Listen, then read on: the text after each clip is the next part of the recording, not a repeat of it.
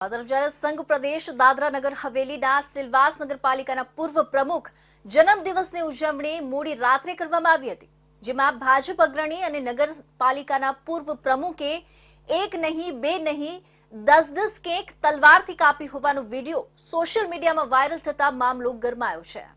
ભાજપના એક અગ્રણીએ તલવારથી કેક કાપી જન્મદિવસની ઉજવણી કરી હોવાનો એક વિડીયો સોશિયલ મીડિયામાં વાયરલ થતા બનાવ ચર્ચાનું કેન્દ્ર બન્યો છે। રાજ્યના પાડોશમાં આવેલા સંઘ પ્રદેશ દાદરા નગર હવેલીમાં ભાજપ અગ્રણી રાકેશસિંહ ચૌહાણનો તલવારથી કેક કાપતો વિડીયો વાયરલ થઈ રહ્યો છે। મહત્વપૂર્ણ છે કે રાકેશ ચૌહાણ સિલવાસ નગરપાલિકાના પૂર્વ પ્રમુખ હતા। તેમનો જન્મદિવસની ઉજવણી માટે પાર્ટીનું આયોજન કર્યું હતું।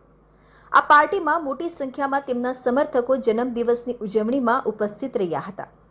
જો કે આ ઉજવણીમાં રાકેશ ચૌહાણ એ તલવારથી પોતાની બર્થડે કેક કાપી હતી। આટલેથી ન અટકતા તેઓ તલવાર સાથે ડાન્સ પણ કરતા હોવાનો વિડીયો સોશિયલ મીડિયામાં વાયરલ થઈ રહ્યો છે।